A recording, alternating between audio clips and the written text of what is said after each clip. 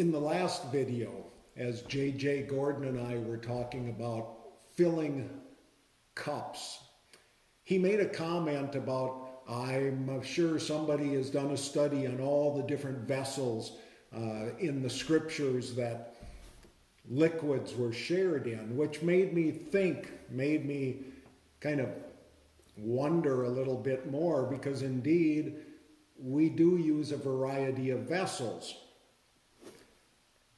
In the traditions I grew up in, when we share the sacrament of communion, we use a chalice.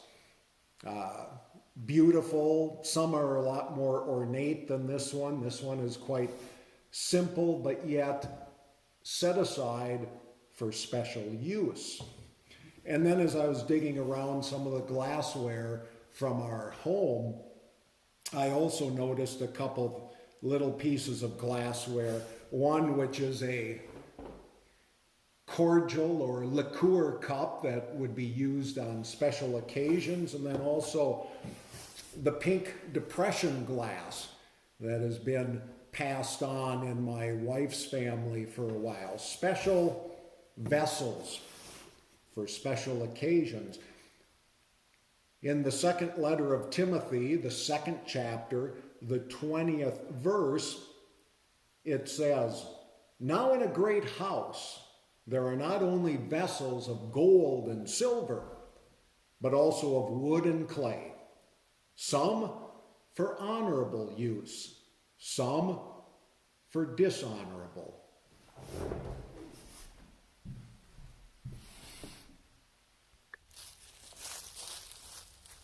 In my years of growing up on a farm, the sort of fancy glasses, vessels, weren't necessarily what I used most of the time. Out on our farm by the well and the water spigot, we had something similar to this.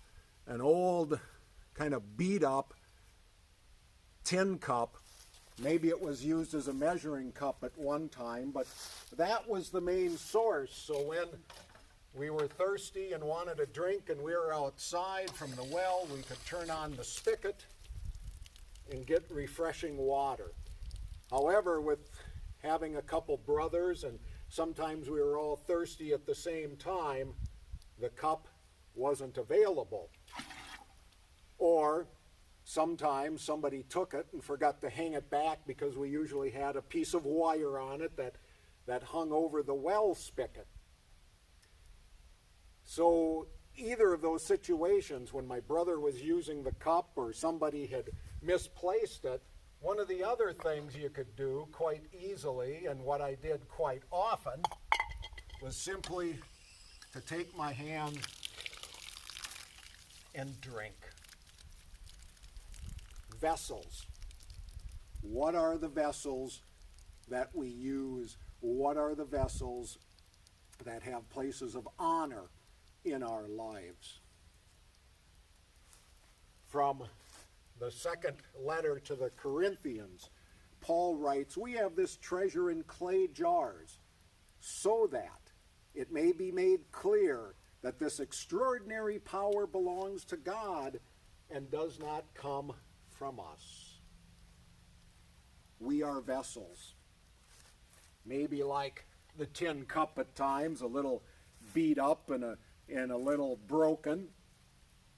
Or sometimes as we use our hands, the vessel, again, isn't perfect, that water runs out of it and runs onto the ground. Or maybe we're like those previous vessels that have more beauty and more, if you want to say, more class to them.